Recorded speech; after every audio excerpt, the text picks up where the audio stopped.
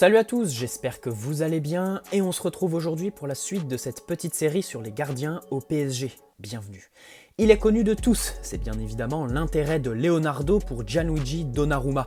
Après 2 saisons chez les jeunes de la Primavera de l'AC Milan, Donnarumma intègre l'équipe première pour la saison 2015-2016.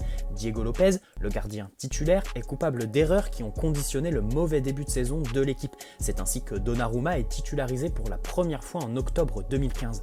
À 16 ans et 8 mois, il devient le plus jeune gardien à débuter en Serie A. Il profitera ensuite d'une blessure de Diego Lopez pour enchaîner et prendre la place de titulaire.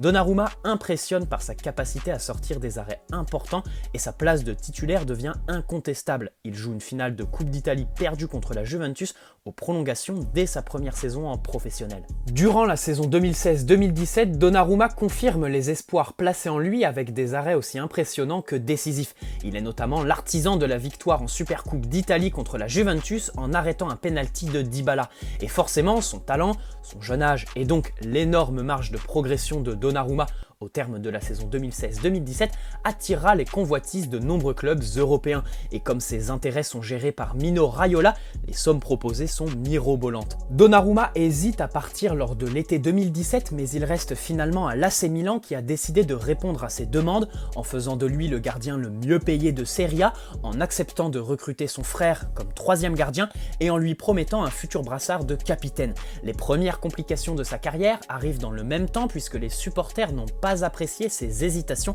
pendant l'été 2017 entre rester dans son club de cœur ou partir signer un contrat qui lui en aurait mis plein les poches. Il le surnomme d'ailleurs Dollar Uma pendant un petit moment. Mais ce n'est pas tout puisque pendant la saison 2017-2018, Donnarumma développe une nouvelle capacité dont il se serait bien passé: faire des boulettes. En effet, en 8e de finale de Ligue Europa, alors que son équipe pouvait croire à une remontée, il ne maîtrise pas un arrêt qui scelle définitivement l'élimination de son club. On peut aussi prendre un quart de finale de la Coupe d'Italie où il commet 2 fautes de main qui permettront à la Juventus de gagner 4-0. Néanmoins, les quelques erreurs qu'il réalise n'enlèvent rien à certaines interventions de grande classe dont il a le secret encore aujourd'hui.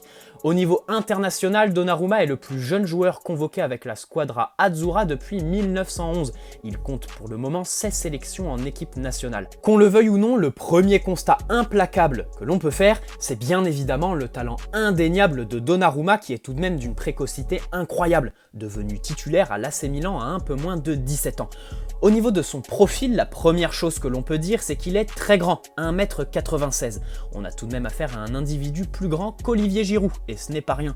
Bien évidemment, avec cette taille, on peut dire qu'il a fini sa croissance, et c'est tant mieux, mais sa marge de progression reste énorme. En effet, il a fêté ses 21 ans en février, et pourtant on a l'impression que par rapport à ses 2 premières saisons en pro, il est sur une pente descendante. Ce qui est certain, c'est qu'il est parfaitement capable de retrouver la pente ascendante. Maintenant, au niveau de ses caractéristiques, la première chose que j'ai remarqué et qui m'impressionne, c'est sa capacité à se coucher très rapidement malgré son 1,96 m qui peut nous laisser penser qu'il utilise beaucoup ses pieds pour les balles proches du sol. En réalité, c'est l'inverse. Mais cette rapidité d'exécution, on ne la retrouve presque que sur des frappes dans la surface très proches du but. Parce que oui, plus l'adversaire est proche du but, plus Donnarumma est fort, avec des réflexes incroyables. Mais lorsqu'il sort, il utilise beaucoup plus et peut-être que ses pieds, en taclant par moment. La première des qualités de Donnarumma, c'est donc ses réflexes et sa prise de décision lorsqu'il y a le feu dans la surface, avec un placement qui est très bon, une envergure qui est assez exceptionnelle et une capacité à se mettre au sol rapidement que je trouve assez impressionnante. J'insiste peut-être, mais c'est ce qui me choque le plus lorsque je vois Donnarumma se coucher sur des frappes alors que le tireur est à 7-8 mètres. Maintenant, on peut aussi noter que dans les airs, il en impose. Boxer le ballon des 2 mains, c'est sa marque de fabrique. Même si il doit travailler son appréhension et son anticipation sur les centres. On note aussi son incroyable détente qui, additionnée à sa taille, lui permet d'être un monstre sur la largeur de sa cage et sur les frappes à bout portant ou les coups de pied arrêtés. Maintenant, le gros bémol que l'on pourrait poser au-delà de la forme de stagnation qui s'est installée dans sa progression, c'est le fait qu'il prenne peut-être trop de ballons en 2 temps, la relâchant une première fois la plupart du temps.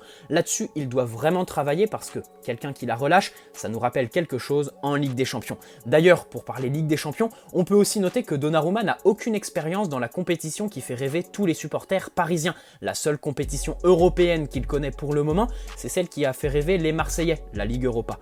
Au niveau financier, Donnarumma a une très grosse cote puisqu'il est estimé à 50 millions d'euros. Mais vous savez tous qu'avec l'AC Milan, on peut imaginer un achat inférieur à sa valeur puisque les Milanais recherchent des liquidités et parce qu'il ne lui reste qu'une seule année de contrat là-bas.